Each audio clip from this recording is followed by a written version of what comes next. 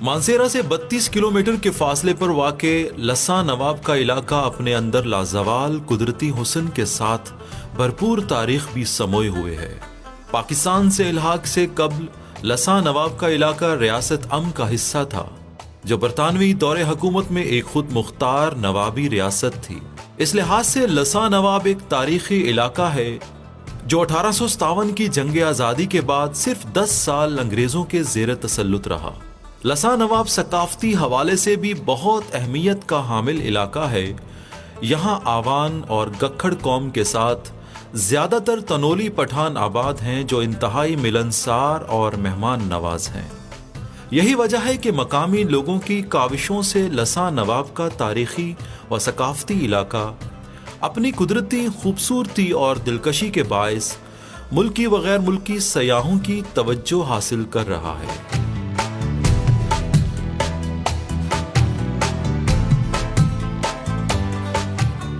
جی، اس وقت ہم ڈسٹرکٹ مانسیرا کی تحصیل مانسیرا اور جس علاقے میں ہم موجود ہیں یہ تناول ہے۔ کل کی اسٹیٹ اور آج کا تناول جو لساں نواب کے نام سے بھی مشہور ہے وہاں پر ہیں۔ ہسٹری کے اوپر بات کریں گے، ٹورزم اور ڈیولپمنٹ کو فوکس کریں گے۔ ہمارے ساتھ مقامی لوگ موجود ہیں اور اس میں سے ایک جرنلسٹ بھی ہیں سلار خان، جو ہمیں تھرو آؤٹ اسٹیٹ سے لے کے آج کا تناول ہے اس کے بارے میں بتائیں گے، تو انہی سے ہی گفتگو کا آغاز کریں گے۔ سلار خان، سب سے پہلے ہمیں بتائیے گا، تھوڑا سا آتے ہیں ہم ہسٹری پر، اسٹیٹ کب شروع ہوئی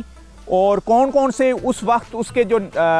حکمران گزرے ہیں، یا اسٹیٹ کس طریقے سے رن ہوتی رہی ہے اور اس پہ کون کون سے رقبے اور علاقے شامل تھے؟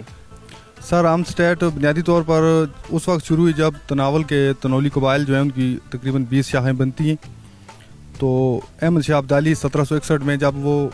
ہندوستان پر انہوں نے حملہ کیا تھا، پانی پت کے مشہور مارکا ہوا تھا مراٹھوں کے خلاف، تو اس کے بعد اس نے ان کی ساتھ مختلف اقوام کے دستے آئے تھے، ان میں خلجی، تنولی اور بٹانی قبائل جو تھے یہ وہ لڑاکو تھے نا۔ اور تاریخ میں یہ بات بھی لکھی ہوئی ہے کہ جب مراٹھوں کے خلاف احمد شاہ ابدالی کی فوج شکست کھا رہی تو انہوں نے اپنے جو 3 ریزرو دستے تھے ان کو بچا کے رکھا تھا، تو وہ بڑا خوش ہوا ان دستوں سے، انہوں نے ان کو جام پر زمینیں اور جائیدادیں بھی عنایت کی سوات کے علاقے میں، اور اس کے بعد ان کو یہاں پر اپنی وہ جو چونکہ اٹک تک احمد شاہ ابدالی کا جو تھا وہ حکومت تھی نا، یہ تناول کا جو قبیلہ تھا یہ پہلے سوات میں آباد ہوا، پھر یہ تربیلا کے مقام پر کچھ عرصہ رہا خانہ بدوش کی حالت میں، پھر اس کے بعد یہاں پر جو ہمارا تناول ہے 4000 مربع کلومیٹر پر کم و بیش ہے، اس پر ترک قوم کی حکومت تھی، تو ان سے بزور تلوار شمشیر کے یہ علاقہ جو ہے انہوں نے فتح کیا اور یہاں پر اسٹیٹ آباد کیے، اور بعد میں اس کی ایک ریاست 1885 میں اسٹیٹ پھڑلا جو ذیلی شاہ ہے وہ ہوئی ہے۔ یہاں پر 2 ریاستیں تھیں۔ یہ بتائیے گا کہ اسٹیٹ کا دورانیہ کتنے سالوں پر محیط ہے؟ سر، یہ 1860 سے شروع ہوتا ہے نا بیسیکلی، جو نواب پینداخان ہے وہ 1857 کا حکمران ہے، اس کے بعد اس کے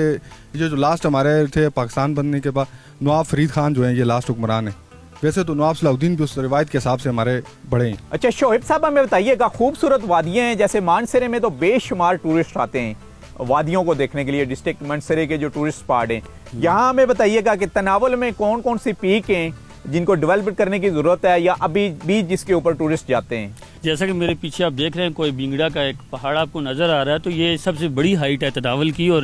جون جولائی کے مہینے میں بھی اگر آپ جائیں تو یہاں پہ آپ کو برف مل سکتی ہے۔ یہاں پہ کچا ٹریک موجود ہے، پکا نہیں ہے، کچا ٹریک ہونے کے باوجود یہاں پہ ہزاروں کی تعداد میں ٹورسٹ جو ہے نا وہاں پہ جاتے ہیں، اور لوکل زبان میں اسے ہم سری کے نام سے یہ جانی جاتی ہے۔ اچھا، اور ہائکنگ کے شوقین جاتے ہوں گے یہاں پر؟ ہائکنگ کے شوقین تقریباً سال کے 12 مہینے یہاں پہ جاتے ہیں۔